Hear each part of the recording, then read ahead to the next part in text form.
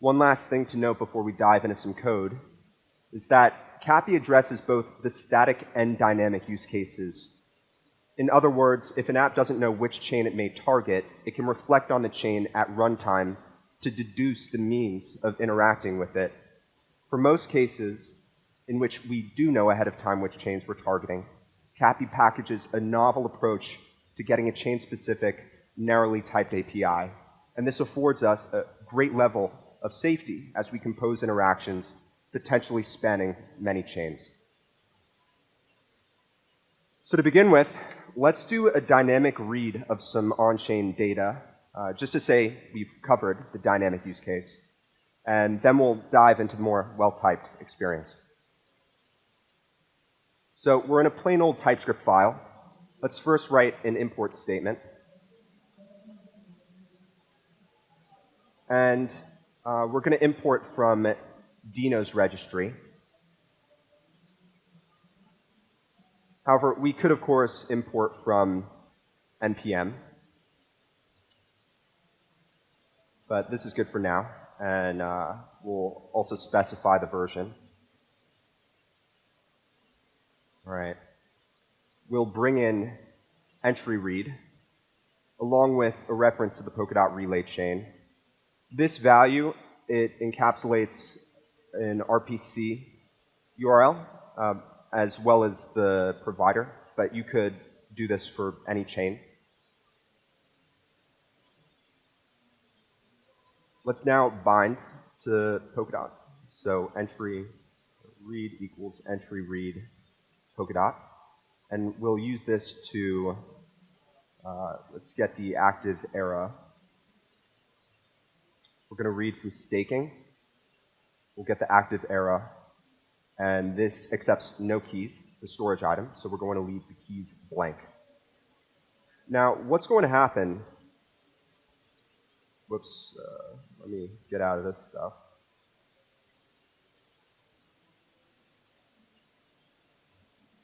What's going to happen when we run this? Any guesses? It gives us a description. I guess I'll leave that open for another moment. So this description encapsulates all of the instructions necessary to get the data we want, but nothing has actually taken place yet. To execute these instructions, we just call run, and we await the result. And then we get the active era. Let's now extend this a little bit. Let's access the specific value, which is the index. And let's get the error reward points.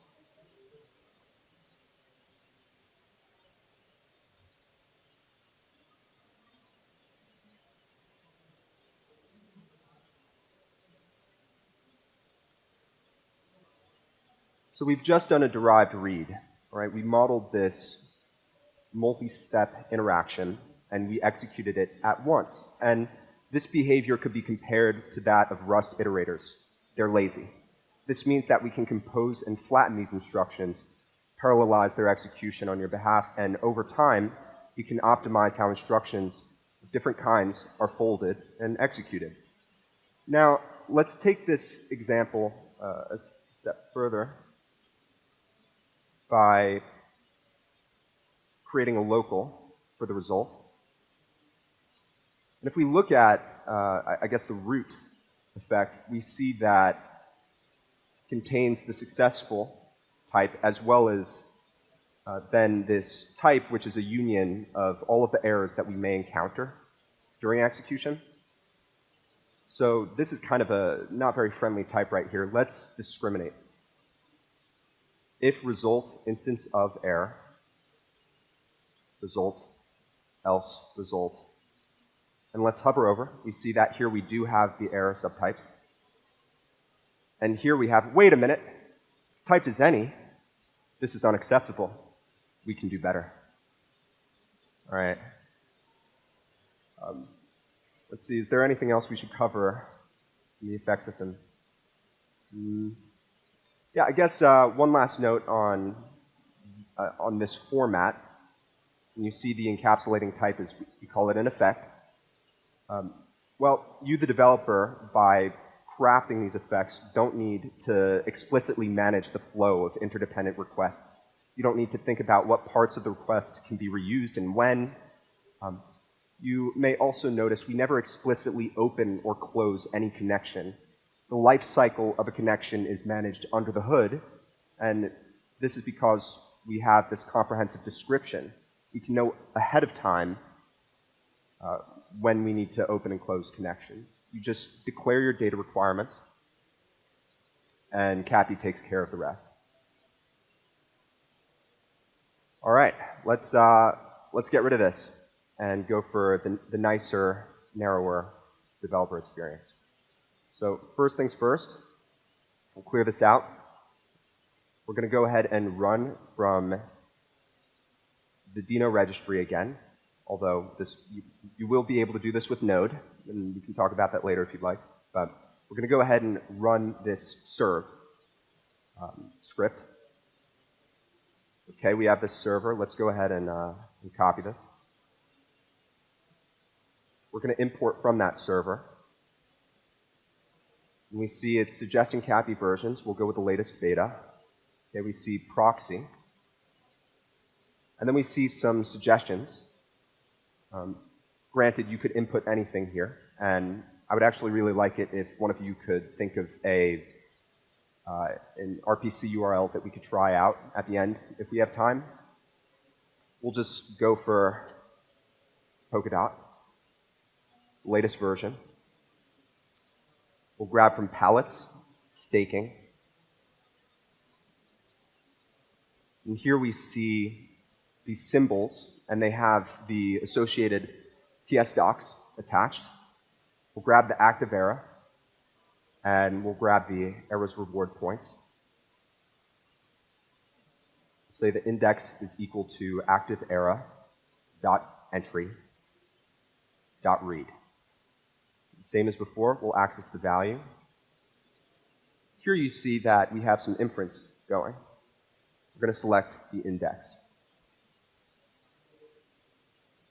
Say points equals, and here we'll say arrows reward points dot entry, and we'll specify the index from up here. Next, read. Result, you know what? Let's speed through it. We'll say await points dot run. We'll open up a new terminal.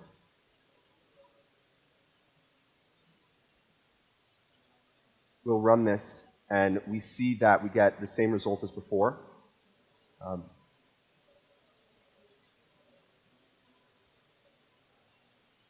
Actually, yeah, let's put this here.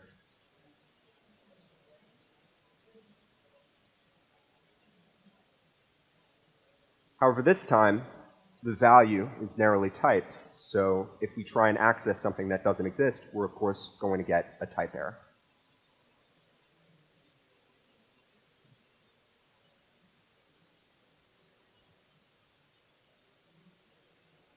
I guess let's now point out very quickly, you could, instead of running this server locally,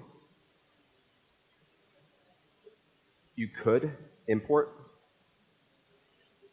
from capi.dev, where we do host this CodeGen server. However, it is encouraged that you run it locally. In development, it doesn't particularly matter, I suppose, but yeah. All right.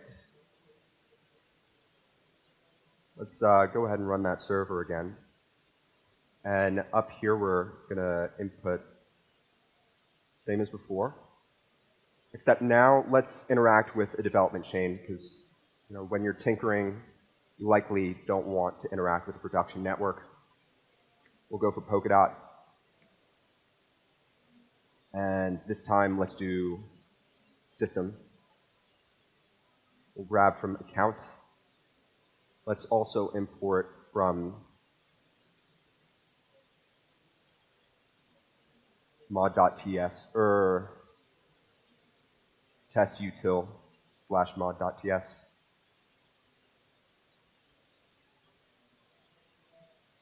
Say const root is equal to, say, account.entry, and we'll use one of the test users, and then we'll run this.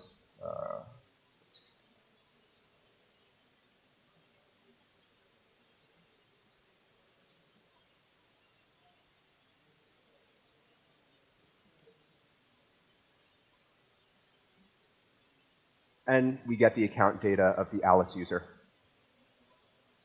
Now, behind the scenes, what this has done is it's spun up a local chain. It's connected to that chain. It's done the read. It's then disconnected from that local chain and then terminated the chain process. This is all happening behind the scenes. And hopefully this will lend itself to faster prototyping. Now, how about we do a transaction? I think that would be a nice next step. So for this, we're going to do another import. This time, we want the balances palette, and we want transfer. What else do we want? I suppose one more import.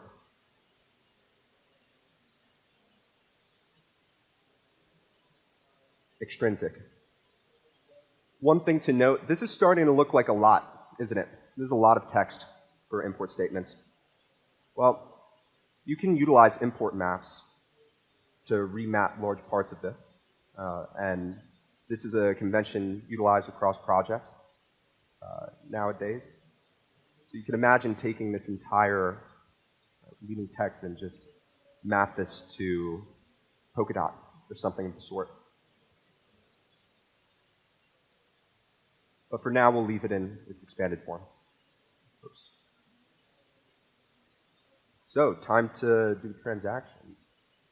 We're going to leave this so that we can confirm that the transaction was successful afterwards. Say tx equals extrinsic. Within here, we're going to supply a moment.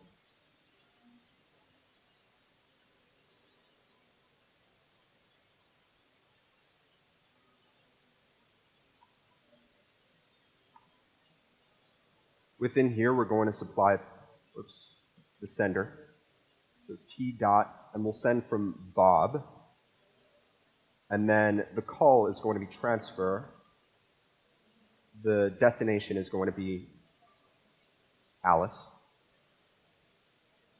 And as you see, we're getting a type error, which is what we want because we're missing a property.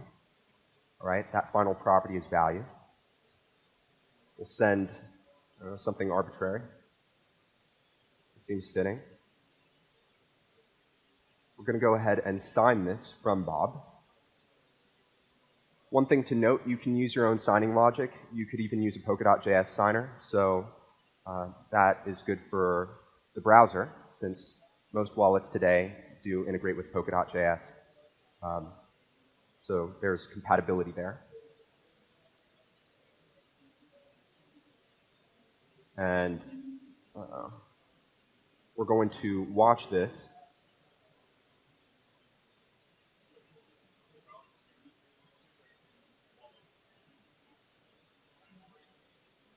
Can you say that again? Or actually, would it be all right if we save questions for the end?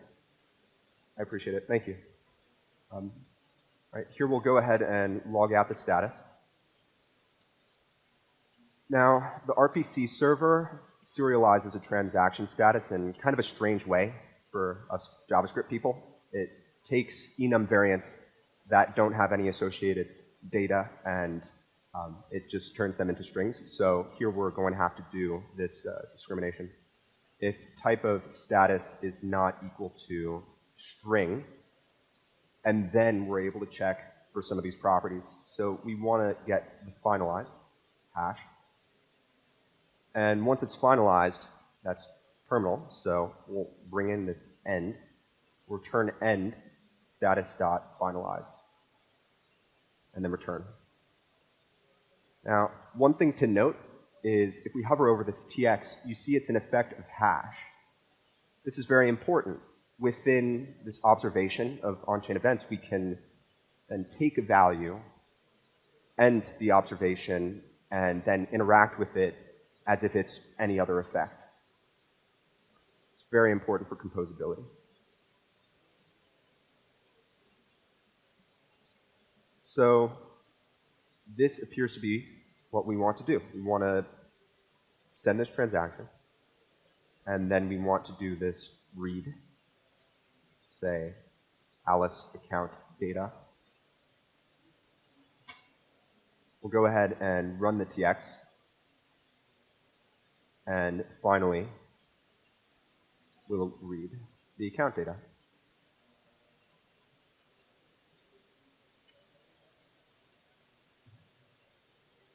So it's a valid extrinsic, submitted. It's in the block. This next part might take 10 seconds or so. We've been experimenting with ZombieNet to try and get the block times down for testing purposes. But for now, we'll just have to wait a couple more seconds. Oh well. All right, it was finalized, and we see that the balance has been updated in accordance with what we would expect. So I think that is probably a good amount of coding. Yeah, let's get back to the slide. So where are we today? We showcased some of Capi's core capabilities. Capi already allows developers to interact with many chains within the same environment. All of these chains can be narrowly typed thanks to the CodeGen server. There's very little initialization overhead. As parent chains are meant to specialize, it's crucial that app developers are able to leverage and mix what makes these chains so special, and to do so with optimal type safety. Capi will help with this. We're still fine-tuning the DX, especially that of creating Capi pattern libraries. We're building out standard utilities for common use cases, such as that of staking and multi-sigs, potentially nested multi-sigs, access via proxies. I mean, these utilities are very complex, and we want to rethink the surface area, these APIs, as far as front end is concerned. In doing so, we also want to stress test and rework the composability. And of course, we're working to ensure stability. Don't use Capi in a production site quite yet, or a production app quite yet. We need to make sure that the API won't undergo dramatic shape-shifting and that it's secure. So what is next? Well, we need feedback. Everything we do is open source. So come to GitHub, ask questions, request features, poke holes in the source code, and if you're so inclined, build Capi with us. Let's see. This first one is extremely important to us. For those who don't know, small dot is what underlies Substrate Connect. You run a tiny node in your browser or a local process and connect directly to other nodes of the network. This allows you to forego centralized intermediaries. The small dot path will be the default path for Capi, as this is the path to truly unstoppable applications. While we do package a working small dot provider, and while you can utilize this provider in the dynamic experience, it's currently not the smoothest, and the CodeGen server does not yet support specificity of small dot client. We also want to work on, of course, examples, documentation, and tutorials, and pattern libraries.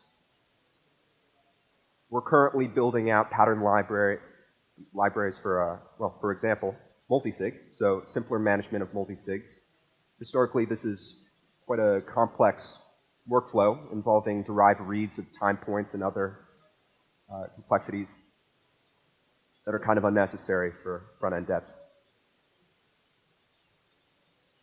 This next slide is pretty much an umbrella for, wait a minute. Oh yeah, we're even building UI components and a dedicated app for simpler management of multi-sig. And the implementations utilize Capi. This slide is kind of just an umbrella for more utilities and integrations. We want to smooth out the experience such that one gets the very best of this ecosystem at their fingertips, all very well typed. And this slide touches on longer-term goals. For one, it would be wonderful if we could find a way to execute derived reads in one round trip, so reduce the amount of requests. Another, I'd love to see an ecosystem crop up around Capi. Many pattern libraries that enable developers to plug and play things that are historically very difficult to interact with. And we want to continuously discover new use cases. I think a lot of us would agree that we don't exactly know how this consensus infrastructure is going to be applied in the long term. We just sense that it will be, and that it could bring some stability to many systems. You see a spark, and with your help, maybe Capi can be some additional kindling to nurture this spark. I want to give a huge shout out to the team, without whom none of this would be possible. I've loved working with these two more than I could put into words, so big shout out to Thomas Ferguson VI, TJJFBI is his handle, and Matthias Volpe, whose handle is Gratico. And yeah, I think it's time for some questions, shall we?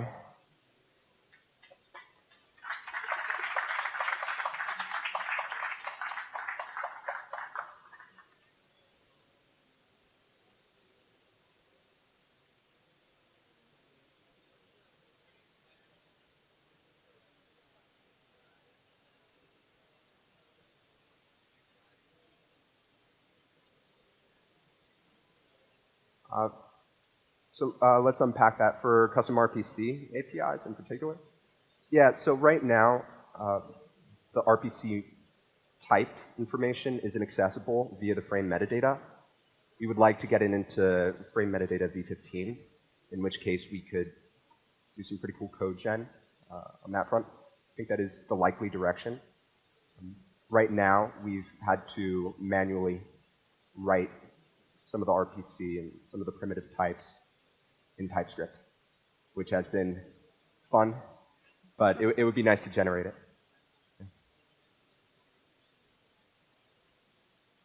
Any other questions?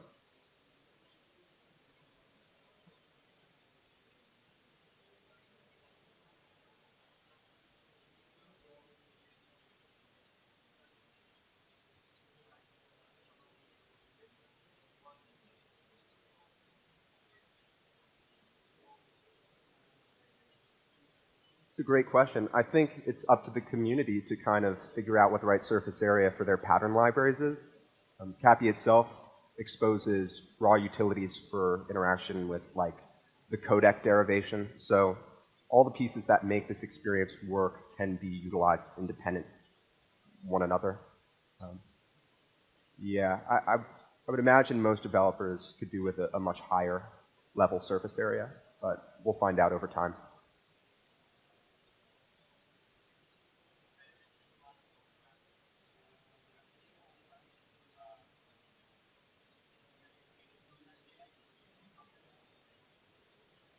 We would like to cover what Polkadot.js covers. I think, yeah, there are certain things that we have prioritized in the development that I don't think Polkadot.js really touches on. One of them is multi-chain. As we have more specialization, app developers are going to want to be able to compose the unique capabilities of each chain.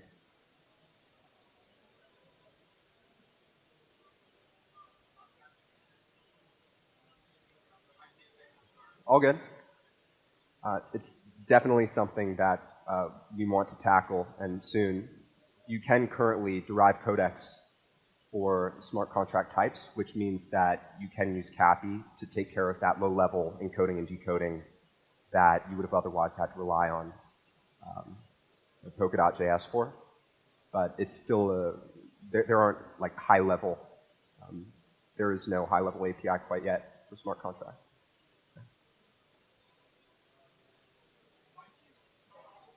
Why Dino? Great question.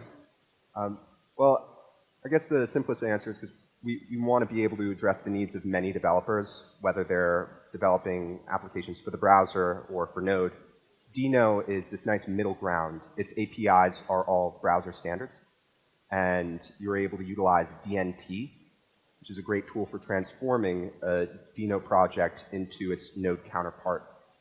So there's great compatibility. Aside from that, the tool chain is very well integrated, whereas in the Node ecosystem, you have to install a dozen packages that might not play nice with one another. It's very brittle. And there's a wonderful standard library, Dino standard library, which is, very closely modeled after Go's. So it's just comprehensive, has many kinds of encoding and encodings, and it's an amazing toolkit. I highly recommend using it. Yeah.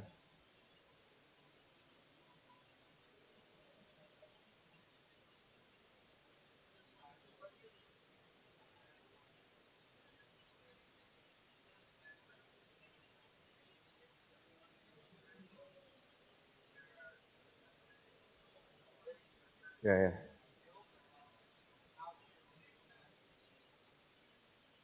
Yeah.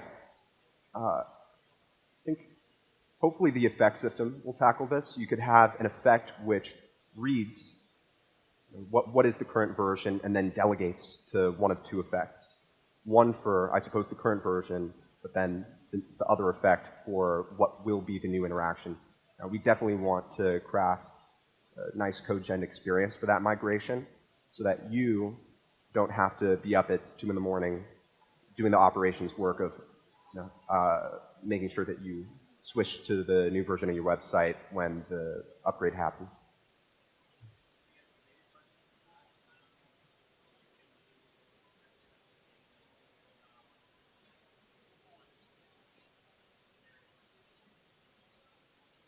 Can you say that again, please?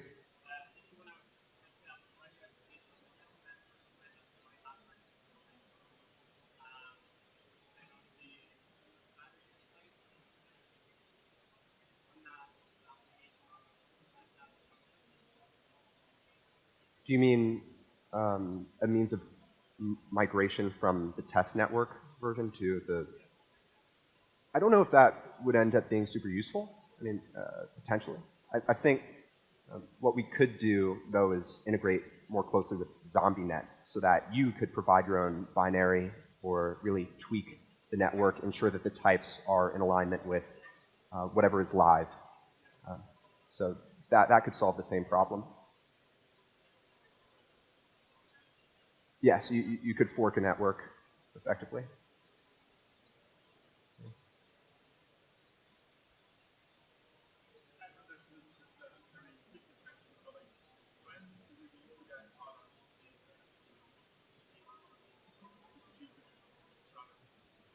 Yeah, great question. I think we would like to say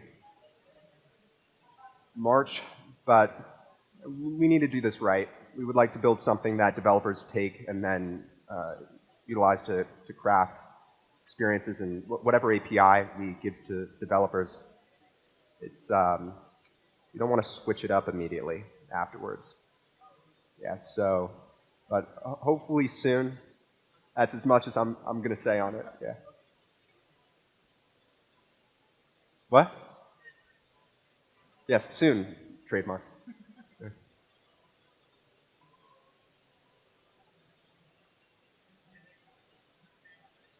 Yes.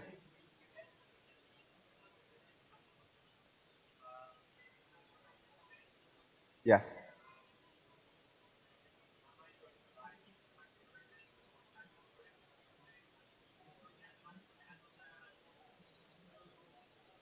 Type conversion. Can you please elaborate?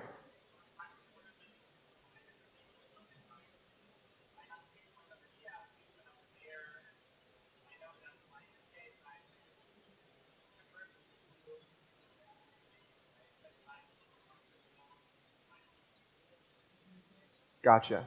Um, well, it currently supports multi-chain. You can utilize code gen targeting many different chains, and you can mix their types if the TypeScript signatures are in alignment. If it checks, then it's valid.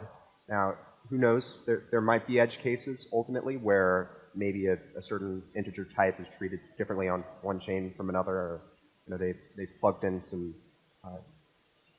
something really custom. I don't see that being a common use case. We'll find out.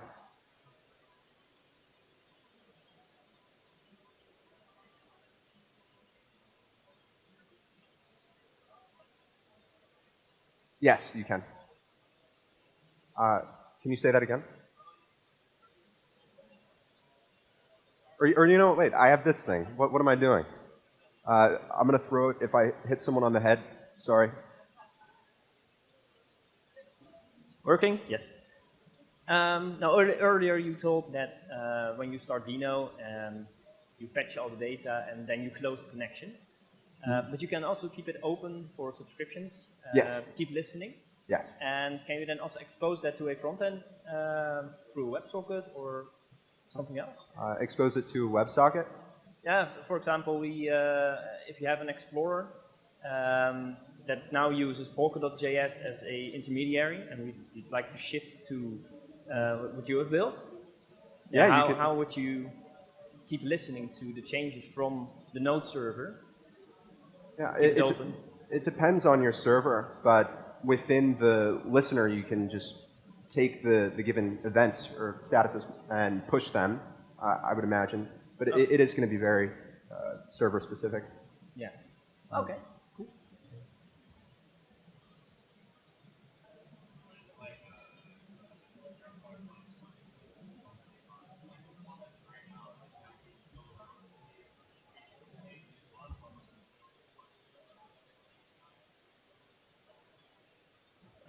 Is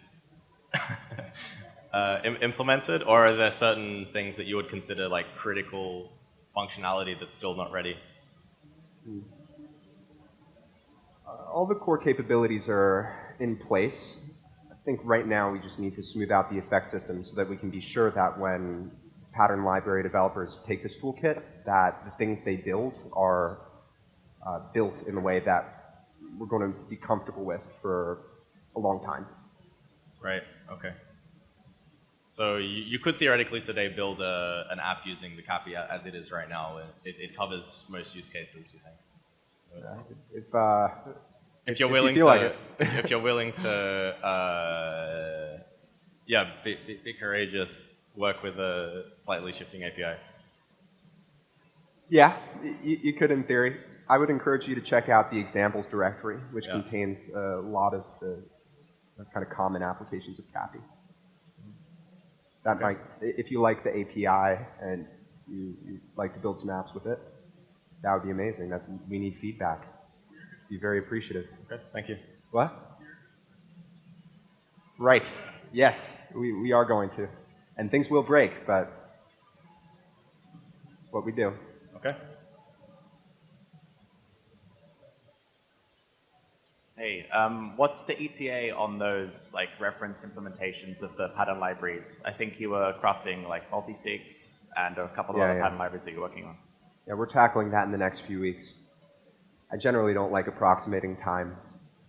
No more time questions. Yeah. Thanks.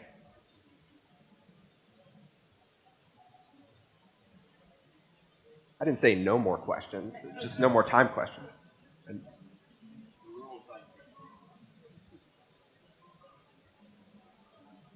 Well, all right. Thank you so much for coming here and watching, and please feel free to come up to me and chat with me, message me, etc.